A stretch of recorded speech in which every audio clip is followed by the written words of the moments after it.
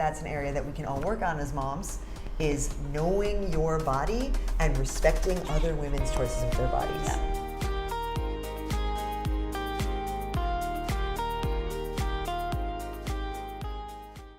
Welcome to Pwrmums podcast, 4th of July special. Shoes. We are very excited to be joined by Amanda Lim from Peak Health.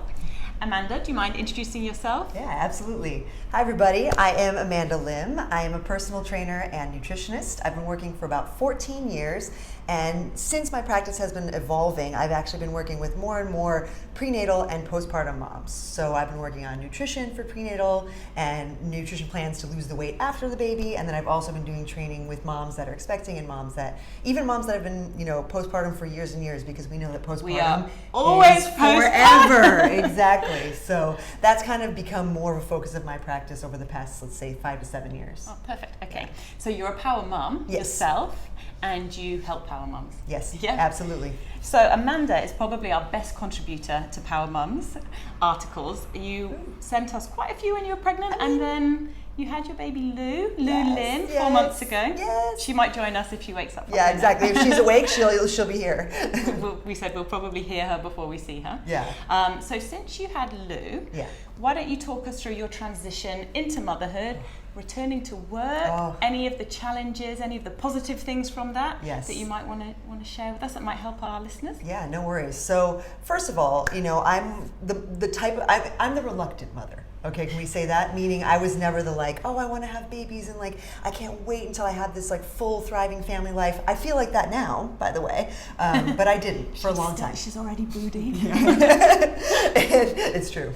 That's true. I cannot wait for number 2. But anyway, I've never been that mommy mom, so I didn't expect to fall in love with pregnancy. And I didn't. so that works out okay. And by the way, my pregnancy was not my fave. It was a perfectly healthy and what would be considered normal pregnancy. Yep. I mean, the bulk of my ish was morning sickness in a major and prolonged fashion. Yes. And I was working through all of that. Just a quick note on morning sickness. In the future, I will take something. So if I can leave one tip for you moms that are expecting or are trying to get pregnant or trying to be moms, I would say the following. Don't be proud about your morning sickness. If it is debilitating your ability to work, then just take something. And I didn't take anything. No. And I just suffered in silence. Okay. Isn't hindsight brilliant? I had a poor client and she was sick during our sessions. Yes. It was even when she was 6-7 months pregnant, because it wasn't just morning sickness, and it didn't just last the first trimester. These are also things you should note. I would be in the gym with my client, counting the minutes where I was like, okay, if I can just keep swallowing for 2 to 3 more minutes, then I can go throw up at the hour mark. I mean, it was painful. So anyway, top tip. So top tip, take something, do what you need to do. But anyway, so I was never the mommy mom. My pregnancy was fine, normal. I gained more weight than I expected. So that's another note for fit moms. Yeah. Just because you are a fit mom doesn't mean you're immune to gaining weight. And it's okay, it's we had talked several times through our pregnancies, and the doctors always say for U.S. units, July 4th, 25 to 35 pounds. That's something in kgs. Yeah, that's something in kgs. I think 15 kgs or 15 something. kgs, yeah. And I gained 20 kgs, which is 44 pounds. And I felt oh my God, am I, is it too much? Am I gaining too much? But I felt that if I was eating a whole foods diet and, exercising regularly, then my body would do what it would. Yep. And it did. Yep. And the best part about that is that the opposite is true, which is once I got back to my normal routine and was not pregnant, it came right off. So, that's, again, note for the future is that even if you gain more than you expect, don't worry. Yes. It's not. And my top tip is even if you don't gain much, it's not necessarily going to come off. Yeah, fair. Two really good experiences, right? I think I lost 2 kilos after I gave birth, but my baby was almost 4 kilos. The math does not add up. So everybody's different. Yeah, and that is a key thing to take away. But yeah, so I had my pregnancy. The entire pregnancy was preparing myself for a natural birth. Right, a water birth? A water birth particularly, yeah. So I had booked a tub at our local hospital. I had gone through hypnobirthing. I had hired a doula that was specializing in hypnobirthing. I had gone to a place here called Mother and Child, which has a kind of a natural birth focus. I wouldn't say they're exclusively like a natural birthing center, but that was something. What I had also done, and this is something that I would caution against for mothers, and I won't do in my second pregnancy, is like I would seek out media that supported the birth that I wanted. Yeah. So I would seek out videos of water births, and I would kind of eschew the other stuff. I wouldn't look at what the needle looked like for an epidural, for example, because I was like, oh, that's not going to be my experience. Yes. So why not familiarize myself with what will be my experience? And which a lot of people would say to do. To do, sure. And I thought I was doing the right thing. I thought, oh, this is going to be great, because natural birth for a lot of women can seem traumatic. Yeah. And so it was like, if I neutralize the trauma by looking at the media over and over, then that'll be great. And for me, I didn't end up having a natural birth. Yeah. I wasn't able to. My baby was breeched, and she was breeched all the way up. Everyone kept saying she's going to turn, and she didn't. Yeah. So I prepared myself. I gave myself until 39 weeks. And then I made that decision. And at 40 weeks, on her due date, my little baby came out and joined the world. And I had a very peaceful and beautiful C-section. Yeah. My husband and I, we woke up super early. I got fully ready, like more ready than I got for this podcast. I got actually ready and curled my hair and did all my makeup and was like full. Had you did your makeup, but you're not allowed the makeup on for the C-section. Oh, here's what I'll say. They're not like doing a litmus test. Okay, so they didn't come in and check. And also, so at NUH, you can get away with makeup. So everyone should know at the National University Hospital. But I couldn't get away with contact lenses. So how would they know that? Eye test? That's an excellent question. Funny, I thought about the makeup. I never thought about, meaning could get away with it. I never thought that I could just wear my contacts and what are they going to do? Yeah. But I did abide, and so I took my contacts out. So I had my giant Coke bottle glasses, which really like dialed down the glam, like a hot notch. But anyway, so had a super peaceful and beautiful C-section. Yeah. And I had to spend that week from 39 to 40 just coming to terms with losing my birth plan, and I think it's important to grieve that loss. As stupid as it may sound, because a lot of people don't even honor the concept of a birth plan. Yeah. Because it'll all be different anyway. That's the main thing everyone says. It'll go out the window. Yes, it'll go out the window, and again, they're right, I guess, because mine did. But the time, and not just the time, but the preparation that my husband and I had done as a team, as a birthing team with our doula and our doctor, and I just felt like such a failure. Like I remember having to like confess to my doctor, because my doctor, by the way, amazing, Dr. Citra at NUH. Anyone that listens to our podcast will think we're sponsored by Dr. Citra, because our last podcast that we did with Sonia. Are you serious? She had her C-section with Dr. Citra, and she loves Dr. Citra. I did not realize. Okay, Dr. Citra is amazing. Okay, and she talk about like supporting a fit pregnancy. I mean, we can have a whole different podcast on that, but she's amazing. And I felt like I had to apologize to her because she was even willing to help me deliver a breech birth vaginally. Which a lot of doctors are not willing to try. Yeah. She was willing to try with me because I had no other complicating factors other than the baby's position. But then I wasn't willing to go that route. And so I felt like I had to confess to her that I wasn't strong enough. Like, you're willing to do this for me and I can't measure up. Yeah. So that way, there was like a lot of things that I had to come to terms with that were, embarrassment, guilt, shame, just like all these things, but it was like, I took that week to let it go. Yeah. And every single day I did something positive toward making peace. So like I did a meditation the first day. She was born on Thursday. So on that Thursday prior, I did a meditation, and then I did a prenatal yoga class, and then I went to the pool and did laps just to kind of like get in that mindset, kind of like that calming mindset of like I can do this and moving my body positive in a positive way. And then when Thursday came around, like I said, we were so ready that day. Yeah. We were so ready to meet. Is that mine or yours? That could be both. Doesn't sound like mine. Could it be both? What we'll do is we'll take this opportunity to have a pause, and then we'll come back when we figured out whose baby's crying. Okay, we're back.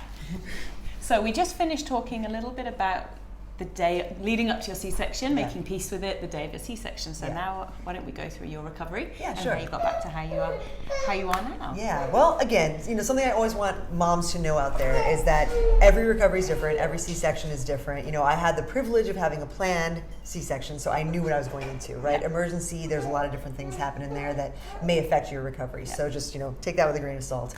Also, been an active person, been an athlete for upwards of 20 years, so had a base, had How's a definite that possible? base. You're only 21. That's right. But yeah, it had a definite base for fitness, and just a quick note on that, by the way, the myth of not doing any core work for your 39, 40, 42 weeks of pregnancy, if you don't do core work for that entirety of time, you are going to be at a disadvantage coming out of pregnancy. So work with a prenatal certified professional to do the core work that is appropriate for your stage of pregnancy. It should not be ignored. Yes. All right, so back to C-section. So had mine on February 20th. Let's just say this, I only was walking for the first 3 weeks. Yeah. And I had to hold myself back because I personally felt ready. Yeah. So I was able to activate my core. A few signs they teach us in our certification process. For example, can you jump up and down 20 times and not have any leakage, right? Not have any pee. So yes. Can you brace as though you're bracing for a punch effectively? Yes. So there are a few things that I knew I could do at 3 weeks, and I was like, okay, I'm ready to lift weights. So having walked for 3 weeks, I finally went back to the gym. And finally, after 3 weeks. After 3 weeks having a baby, I was lying on the sofa. No, but here's what I will say. For me, in my adult life, yes, that's the longest break I ever had. Yeah, I never had a longer break as an adult. I can't, I mean, after marathons, I would take 2 weeks off, but yeah, I never had a 3 week breather. So it was exciting. But anyway, also frustrating. So I was definitely ready, having walked, that full 3 weeks. And then got back in the gym, and my husband was like, do you want me to come with you? Do you need a spotter? And I was like, oh, don't worry. I'm not going to be lifting anything past 4 kgs, which Americans is 8.8 pounds. So I was like, weight. No, less. I mean, less, literally, right? I mean, meaning 4 kgs is more, but my baby was less. I was like, no, I don't need a spotter, and more so, I don't need a witness, because it was humbling. A spy. Humbling for a personal trainer and strength, athlete to just be lifting 4 kg weights. And truth be told, a couple things.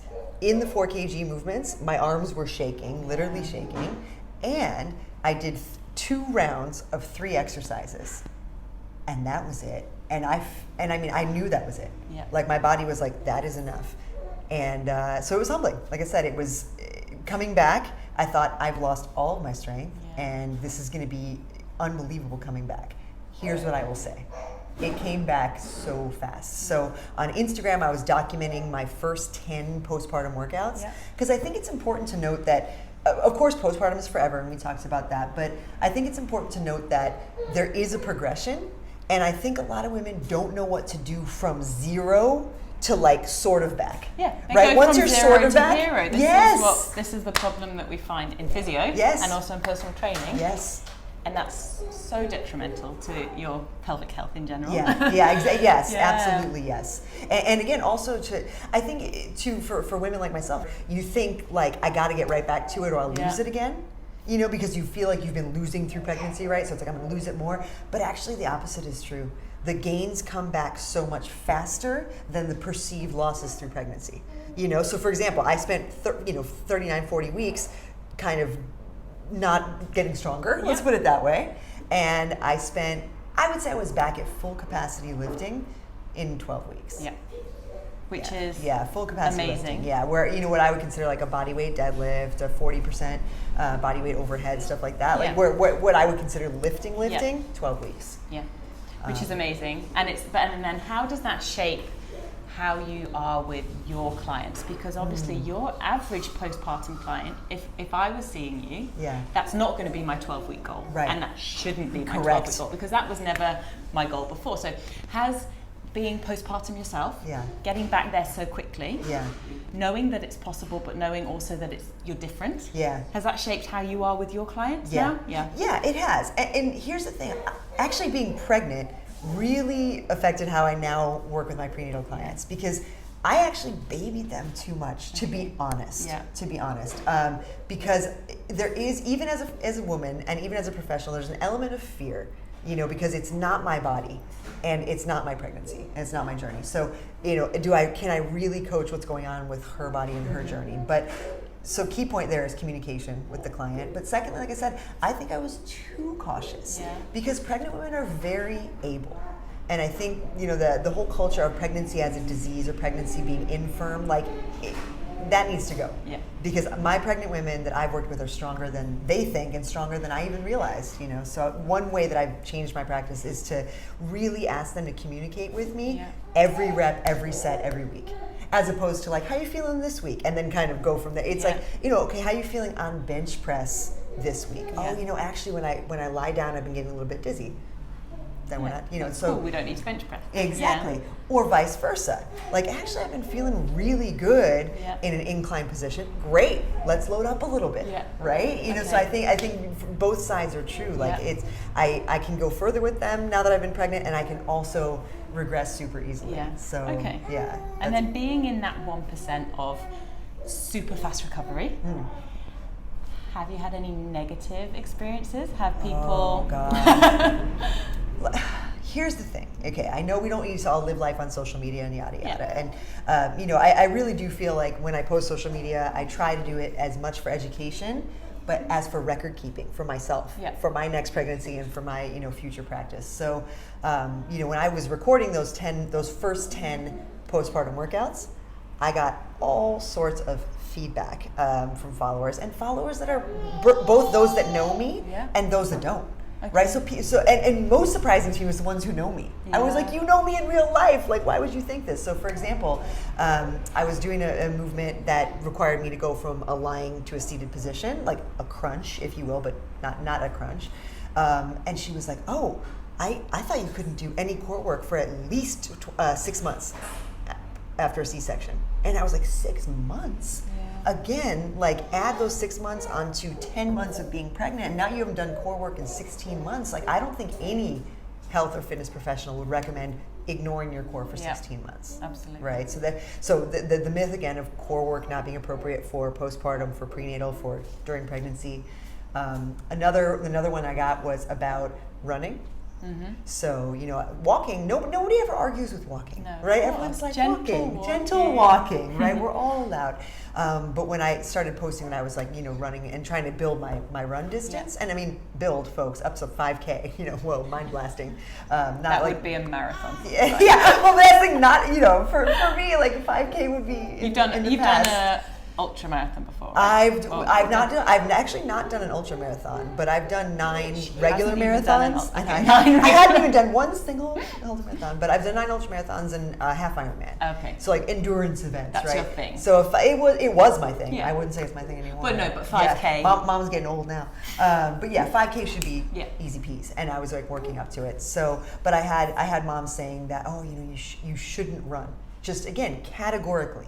You shouldn't run. I mentioned this to you earlier. I had my friend say, "Didn't your doctor tell you that?" And I was like, "Oh." Like for me, that was like a 2-prong attack. Number one, why are you doing this thing, running? And number two, don't you listen to your healthcare professional, right? And like both of those just got deep under my skin. And so, do you think people? Because there's a difference, isn't there? Before, and I must admit, when you told me you were running as a physio, I was like, oh, but we don't do it that soon. Yeah, but there's a way of saying, that's awesome. Tell me why you're ready. Like, do you know what I mean? Like, what signs or what? There's a difference between that or asking, oh, is it okay? Like for myself, rather than I guess, oh, is it okay? And that's what you were getting. You were definitely getting that. Oh, the second, I was definitely getting the latter. From people you know and from people that you don't know. And that's what kills me the most, you know. So mom shaming started pretty soon. Super soon. And in this, particularly in this zone, you know, because I really don't post all the mommy things that I do. You know, we were talking earlier about our sleep training methods and stuff, things, you know, feeding differences. I don't really post as much about that because fitness is my area, right? So I am super comfortable posting about fitness because that is exactly what my profession is, right? So then to be called out on that or, you know, questioned about that, that hurt me professionally and as a mom because I was like, what the hell? Like, you know, you've asked for my advice, you've paid for my advice in the past, and now you're like, oh, is that safe? Like, how would you think that I wouldn't be able to assess, you know, my condition in this area? So that was a bummer. But again, I do think that that's an area that we can all work on as moms, is knowing your body and respecting other women's choices with their bodies. You know, it's like I knew myself inside, outside, backward, forward. I assume that you do too. And I mean, both of us in our professions, right? We're able to assess women at different stages of their pregnancies, and it's like that's something that, you know, we should be trusted to do for ourselves and for yourself. You know, like both of us, we gave birth within 3 weeks. Both pretty not to the same level, but into exercise. But both of our postpartum journeys have been quite different. Like my recovery has actually been very slow and very steady, just to recover from giving birth. And I'm getting there now, but it's taken 5 months. But again, you know your body. That's it. I am addicted to Muay Thai and boxing. I can't do it right now. And that's just something that I'm not going to push because I don't want to do myself any damage. But if I felt that I could, I would. And I think that's the difference, is knowing your body. And you're right, you don't need... Women are they're our own worst enemy. Yes, absolutely, yes. And that's, when we can be the community that we can be the closest in. I feel like mothering, you know, I wrote this in a blog for Pwrmums, like, I think that mothering is something that's so unique to us as women that it should bond us at the deepest core level. And yet, we wield it as a weapon against each other. And it's like, this is the one thing we have, right? Not the one thing, but, you know, it's something unique that we have. Why would we use it to cut? And then, unfortunately, people have their own insecurities or want, you know, they're having a bad day and they kind of take it out. But anyway, we won't focus on that because you're awesome. Hey, none of us focus on the negative. Okay, we're all about positive and positive mothering practices. So, you know, get out there and exercise. Hey. And you are now a power mom who's back at work. Yes. Oh gosh, yes. Okay, so talk to me about your return to work. Yeah, so that's been new. So so again, being a personal trainer, one of the things about your schedule, right? Number one, starts early. Number two, it's very back to back to back, right? Because I can't exactly space out clients because they need to get to work or they need to get, you know, it's their lunch break and they can only train in that 1 hour. So I don't have as much of a, you know, some other folks that work on client basis, like you can say, oh, come on in at 3 o'clock. That doesn't really work with my clientele, you know. So for me, the biggest adjustment so far has been, how am I going to execute my mornings so that I can still see her before I leave? And then how am I going to organize my afternoons that I can be as present as possible with her and not be one eye on work or one hand in the computer, you know? And I haven't mastered it. And also not too tired that you just want to sleep. I mean, I think one of the mothering skills I've been mastering is pretending I'm not tired. So just pretending it's not happening. Do you know what my mom said?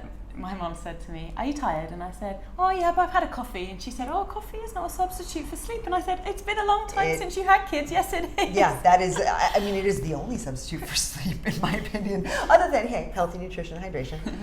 But yeah, I think, you know, tiredness aside, I guess tiredness as an underlying condition. The hardest part has been just organizing time to make sure to feel like I'm giving 100% in both areas, and that is tough. You know, it's like I have to bite my tongue sometimes to not talk about my baby through the entire sessions. Oh, do you? I don't even try with my clients. I mean, I don't. Blah blah blah. Line of this. Line. Yeah, oh, you don't try to hold back. You don't try to talk about her. I was like, oh, that's so nice that you can do that. And then I scroll photos when I'm in the taxi on the way and on the way home. That is what I do. 100% of that. First of all, I was thinking, I was like, I'm a super mom. Check me out, because I listen to my parenting podcast while I'm scrolling through pictures of my daughter, while I'm on my way to train like a prenatal postpartum mom. I'm like, look at me. But anywho, I think the toughest part has been organizing time and presence. And that's something is still a work in progress. It's a work in progress. Yeah. But it's something that is very much on the forefront of your mind, so it's always going to be something that you're aiming to do and you're striving to do better. Yeah. Because I think my clients deserve it. You know, they deserve a trainer that is just like the one they had before, meaning in tune with their needs and their programs. And then my daughter deserves it. Like I hate when I'm checking email on the couch and she's playing. You know, that drives me crazy. Okay. But at the same time, number one, she's 4 months old. She doesn't exactly know what's going on. It's going to get more difficult the more aware she becomes. Yes, and when she's asking, "Mommy, can you play with me?" Or "Mommy, don't leave for work." Yeah. I guess that's the... Again, please just stay here for a little while. But yeah, I think that's going to get tougher, but I will also be more practiced by then. Yes. Right? This is my first. True. I've only been back at work since June. What day was it that we went back? June. This is what happens when you have a baby. Oh my God. So basically, Amanda was supposed to go back a little bit earlier than she did, but because of a global pandemic that you may have heard of called COVID, unfortunately, personal trainers weren't allowed to work. Correct. Yeah. So your maternity leave was extended. Yeah. Which was a blessing in disguise. Unbelievable blessing in disguise. Again, another lesson learned. Yeah. Thanks, COVID. Is that I was supposed to go back May 4th, and again, I gave birth on February 20th, so it was just after her 3-month birthday. 4 months is what I needed, and 4 months is what I got. So with baby number 2, 4 months is what I'm going to take. Yeah, because it would have been too challenging at 3. And from a few perspectives, again, because my job is so highly physical, I underestimated how much load I bear every day, putting plates on barbells, taking plates off of barbells, setting up circuits, changing settings on weight machines. Like the load that I have to bear just to do my job, not my workouts aside, is actually quite a lot. It's quite a lot. Note to Amanda, get your clients to do it themselves. Note to Amanda's clients, yeah. Help a girl out. Yeah, but also note to future Peak Health clients, full service. But you're right, actually. And now, you know what's funny, with COVID regulations now, they do have to move their own equipment because I have to sanitize it once their hands are off it. So like we can't put both our hands on it. So so I actually do make them move their own equipment now. But but anywho, that was... I needed the 4 months, and that's a lesson that I'm glad that I was able to learn without too much sacrifice. Oh, good. Yeah. I think 4 months for me as well. You only realize, I think, when you're out of it, the baby fog. Yeah. The fog of after you first have a baby. Yes. And everything's great at the time, but now when I try and remember stuff that happened, there's just a fog over everything. Yeah. Like for me, giving birth wasn't painful, but it definitely was. For sure was. For sure was. For her. But everything's like, oh, it's okay. It was all okay. Yeah. I don't really remember the days. Don't remember what we did. Yeah. So I think you're right. The first 3 months is all a bit of a blur. Then you sort of come out of it the other end, and that goes together with like the baby sleepy, able to get them in more of a routine and things like that. Yeah. There's a reason for that time, for that amount of time, and there's a reason that we all kind of come out of it at the same similar times. Yeah. You know, because these things do happen in some sort of natural sequence. And so. Sorry to interrupt. But no. I was just going to say, so because a lot of people, especially like moms that have had babies, our baby's age, they're going back to work now as well. Yeah. But everybody's working from home. Yeah. So that's not a luxury that you have. No, not able to do it, unfortunately. So you just say you have to be organised. Yep. You're pretty good at kind of differentiating your work from life. Yeah. So that probably goes in your favour then. Yeah.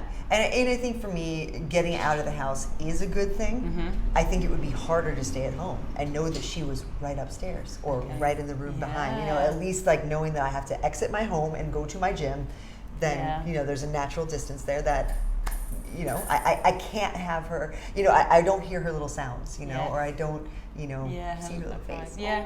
But then you so look forward to being reunited.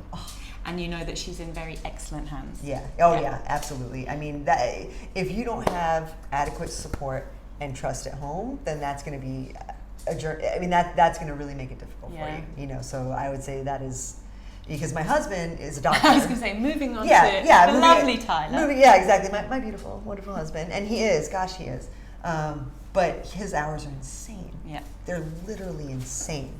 Like the nights I hope that he can even come home and catch a glimpse of her before she goes to bed. I mean, there's no hope of like having time for like full feedings and babies and all that stuff. Just to see her, you know, just to see her before her eyes are closed. Like that sometimes is that's the best outcome. So he has his own business. That's right. And you have your own business. That's right. and somehow you're managing to raise your little lady. Yeah. So what does he do, and what do you do to optimize the time with him? So as you said, like some days him just seeing her awake is a blessing. Is a blessing. That's what we get. Something that we both did, and which I think if you pitched this to me before the baby, I'd be like, that's not doable. But anything, this is the other thing too, anything is doable when you know what your priorities are, right? So before we had kids, like I couldn't fathom taking a Thursday off, but that's what we do. Okay. So both of us take Thursdays off. And the reason this is functional is because we can then do weekday tasks, but it's our weekend. So for example, Wednesday nights, Tyler gets off a little bit earlier, 6 p.m., right? Usually, so early. Yeah, it is. Doctor early. Yeah, because Friday, Saturday, Sunday, Monday, he works till midnight. So Friday, Sunday, Monday, Tuesday, he works till midnight. Wow. So Wednesday, he gets off at 6. So that begins our weekend. Yeah, so that's our Friday night. Exactly. So we have a nice dinner at home. Often we have some wine. Thursday, full day off. Neither of us work.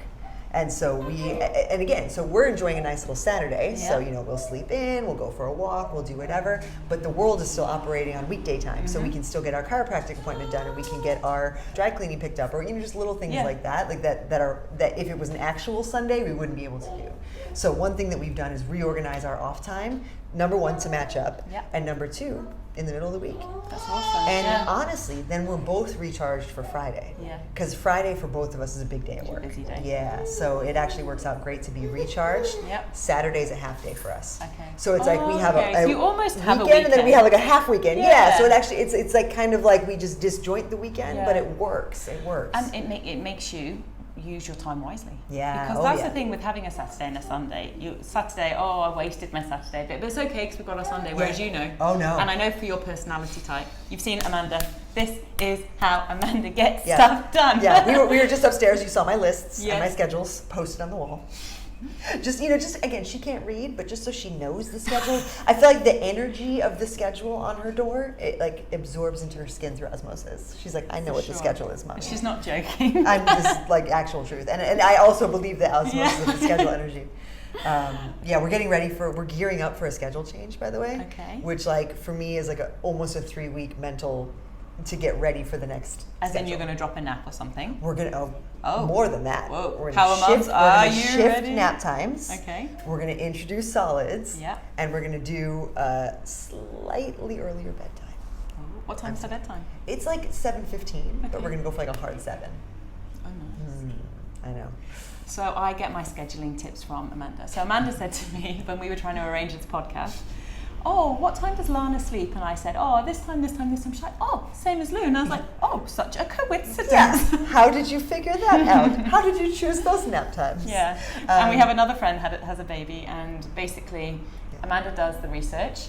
So whenever I ask this other friend, why'd you do that? Amanda does it. I will say I do spend a lot of time on scheduling related baby research. Yeah. So right now I'm reading Parenting with Love and Logic. Okay. That was actually not necessarily it doesn't give you a schedule like Moms on Call does, but it's about the efficacy of schedules. Yes. Which is almost like a meta-analysis of scheduling. Oh my goodness. Just talk about heaven for you. Talk about giving me sweet dreams. That's about. So.